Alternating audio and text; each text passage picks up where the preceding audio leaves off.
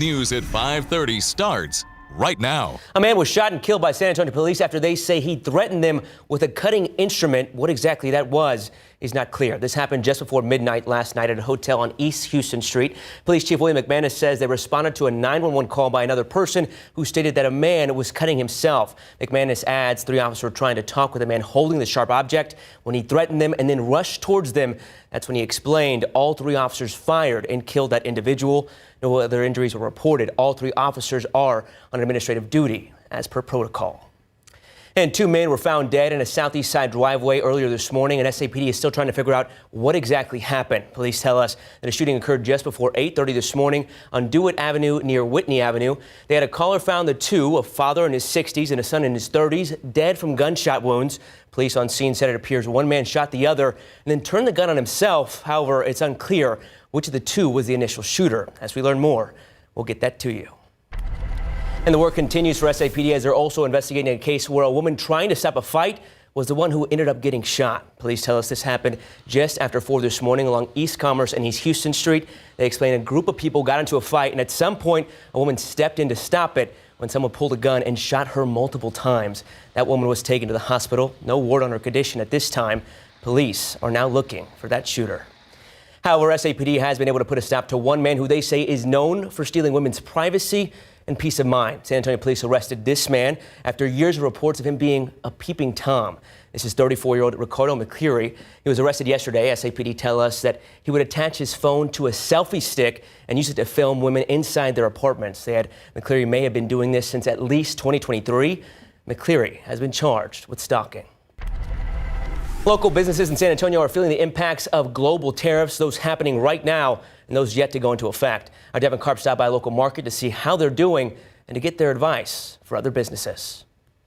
The Farmer and Makers Market at the Pearl might be a relaxing way for folks to spend their weekend. But for the vendors, it's the most important stretch of a long week of work. We put the time into the drink. We don't take shortcuts. Take that template, throw it on a piece of hardwood, use a router, and create that leg.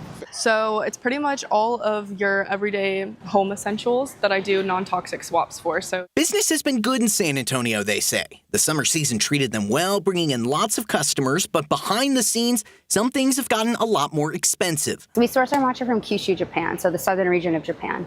Tariffs from the United States can have a big local impact. A 15% tariff rate on Japan has hurt Marissa and her business. The farms we're working with were like, hey, we need to mail this out by this date, because if we don't, that's going to go from 15 to 24, potentially 34%.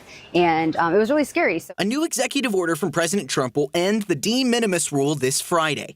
It allows foreign packages worth less than $800 to enter the country duty-free. While it's already been suspended for China and Hong Kong, it's now going to hit the rest of the world. But I choose to buy quality material because I try to produce a quality product for my client. honestly, I'm so glad that I decided to source locally and use beeswax from a bee farm. Dusty and Hannah say getting materials locally has helped their peace of mind and bottom line. Well, it's helped me because my price hasn't changed. The material that I buy isn't cheap. But it isn't just as easy as buying local. They say any business switching their supply needs to do their homework. I would honestly just say research and then reaching out to people and just knowing your sources, knowing where they get their stuff, knowing how they make it, knowing who's touching it, who's making it, who's shipping. That's your best bet. And a focus on shopping and selling locally goes a long way. And I really don't think we would be in the position that we are now without the Pearl. It's such a platform and it's such a community, and there's just trust within San Antonio. Devin Karp, KSAT 12 News. Thanks, Devin. And still ahead, the city of San Antonio wants your 2 cents on what should be included in next year's budget, when you can share your thoughts with city leaders. And after deployments to Los Angeles and D.C., the president is proposing to send National Guard troops to another city. What leaders in Chicago are saying about the president's plans. Next.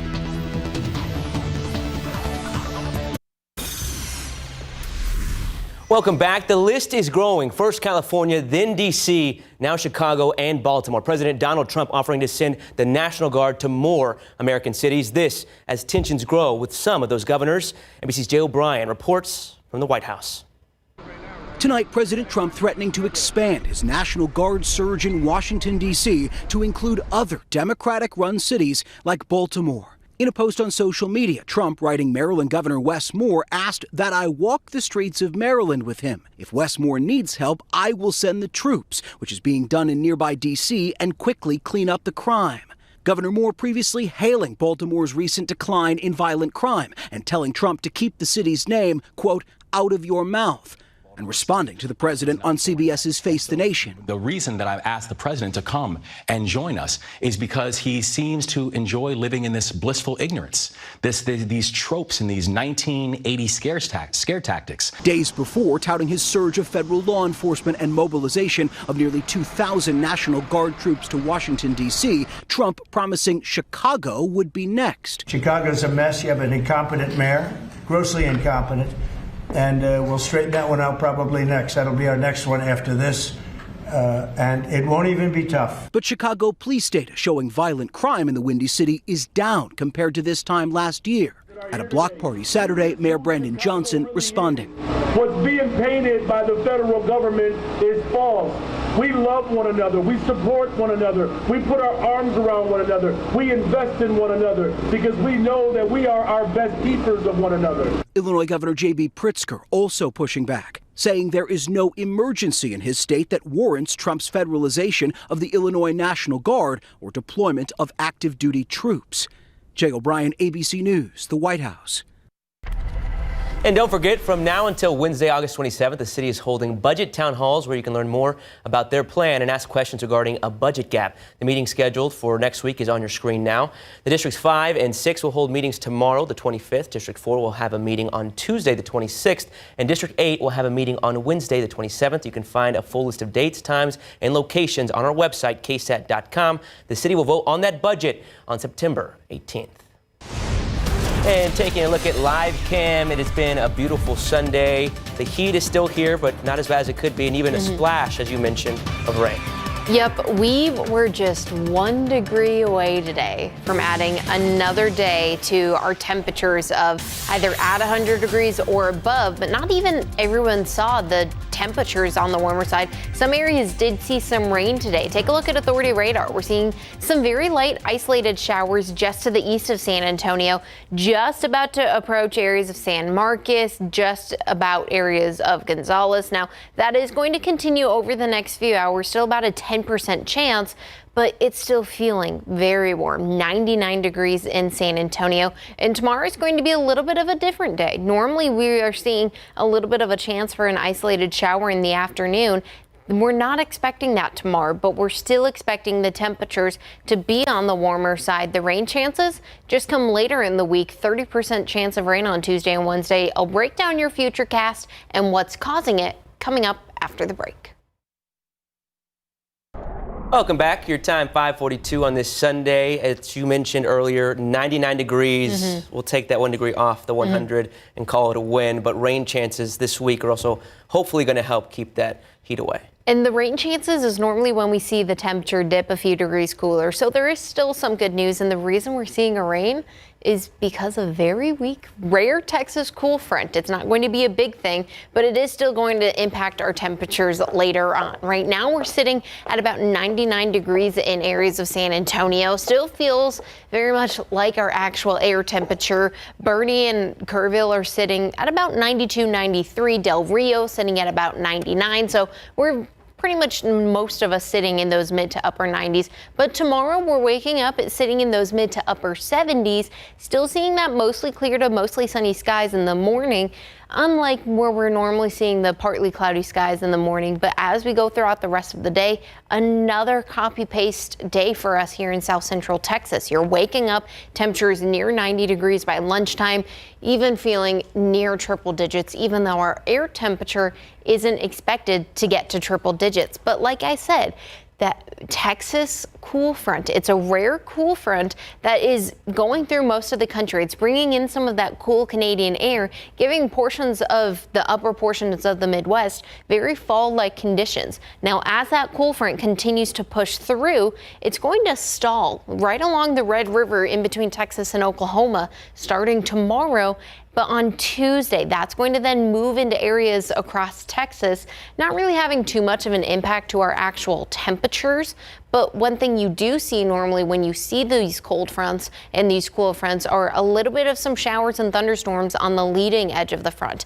And that's a part of this front that we will see here in San Antonio. Starting Tuesday morning, we're normally going to see that normal shower activity along the Gulf Coast. But as that front pushes through, that can start to spark some chances of some showers and thunderstorms Tuesday.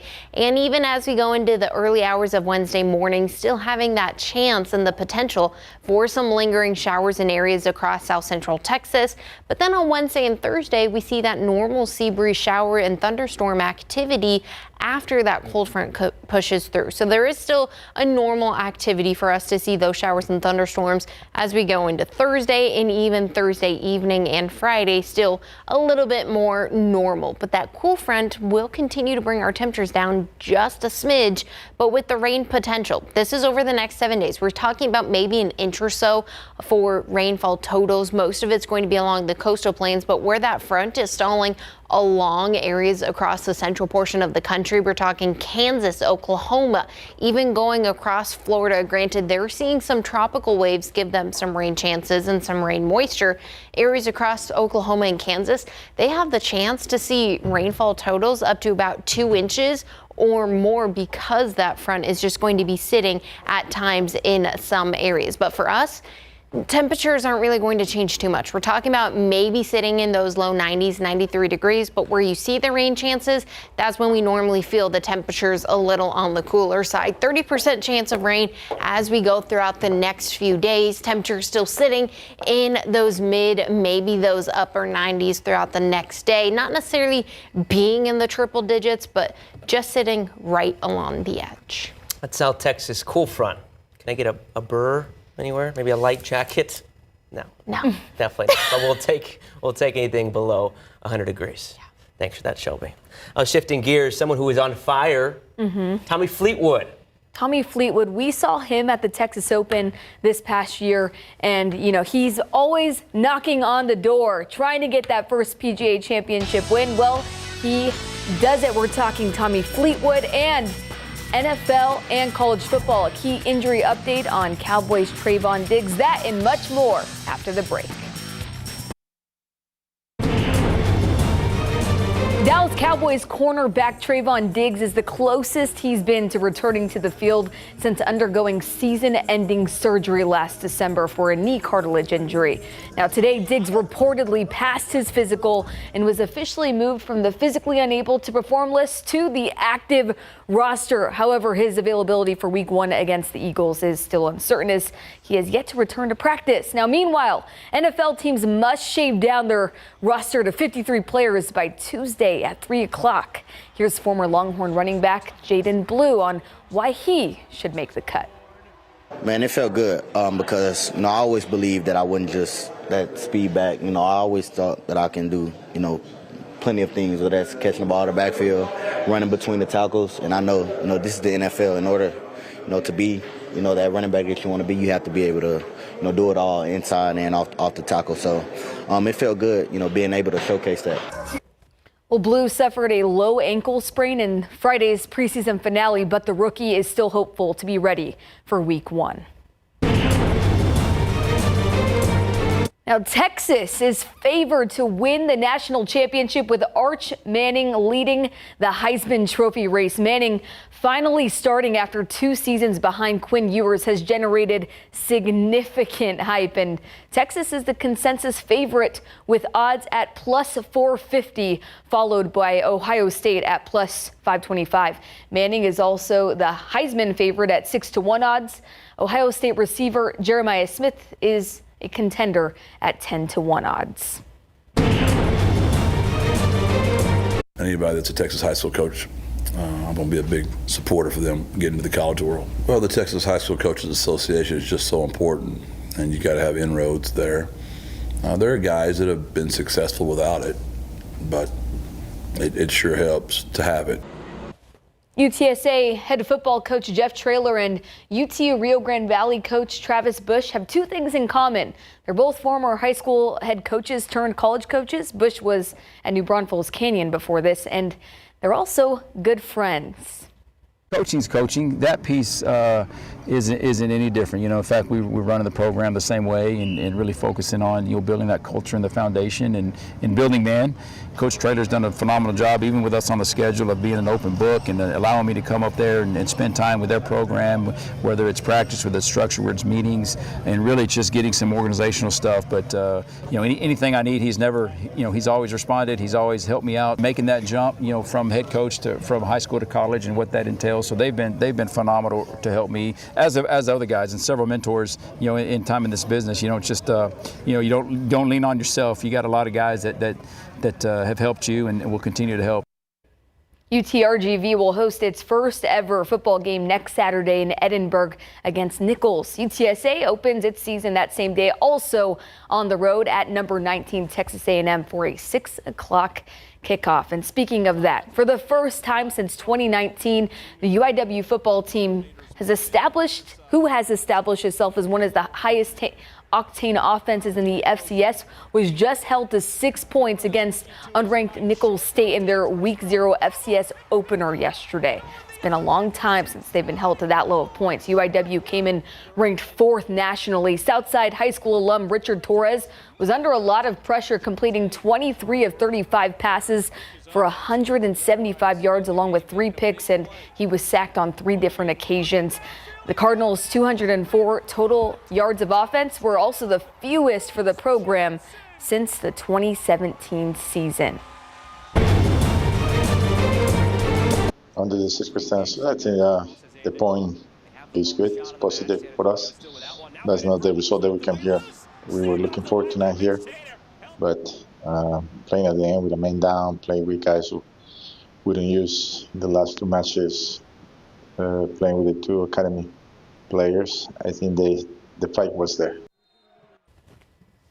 San Antonio FC just played 3 matches in 8 days, ending a wild stretch with a scoreless draw at Monterey Bay FC last night. SAFC has not surrendered, a loss in 4 straight matches on the road now. And despite only earning a point, head coach Carlos Llamosa there pointing out the positive due to the grueling schedule and SAFC having limited players available. You can't win plenty if you don't win the first one, and I'm just so happy that I got it done and happy with my work ethic, and I'll continue to try and get better and try and be the best I can be.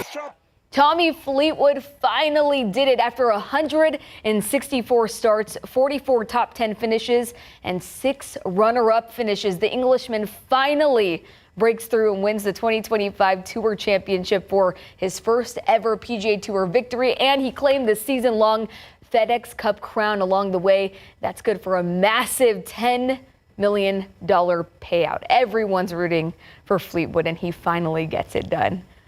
Love to see it, JP. Congrats, Tommy, and hopefully he listens to some Fleetwood Mac to celebrate his championship there. There you go, nice connection. Yeah. Going back to the Cowboys, when you have an organization like the Cowboys, Super Bowl is always on their mind. Unfortunately, they haven't won a ring since the '95 season.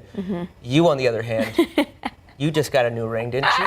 Yes, I was engaged to last week in Central Park in New York City. It was magical. I've been feeling like the luckiest girl in the world. But yes, congratulations. Officially engaged. Thank you very much. We're very happy for you and your hubby, soon to be. Thank you, hubby. I'll just say fiance, not hubby. We'll be right back. Coming up tomorrow on GMSA, we're getting a closer look at a crime prevention program that was put on by San Antonio Police and UTSA. We're going to take you inside the apartment complex where this was put to the test. The tropics are getting more and more active. We have Tropical Storm Fernand that showed up yesterday, or was named yesterday. It went just to the east of Bermuda, just producing 45-mile-per-hour winds. We are tracking a few more possible areas. We're watching in the Gulf, just about to enter the Caribbean, but we'll keep you posted. But for us in San Antonio, about a 30% chance of rain Tuesday and Wednesday, 20% on Thursday. So we're tracking little rain chances throughout the next week or so. It's going to be very isolated Tuesday into Wednesday mornings when we're tracking a little more widespread shower and thunderstorm activity, whereas the rest of the week is just that normal 2 p.m. to 8 p.m. normal showers and thunderstorm activity we've seen. Still very warm, but rain chances continue throughout the week for yet another week. Thanks for that, Shelby. Thanks for joining us. We'll see you tonight at 10.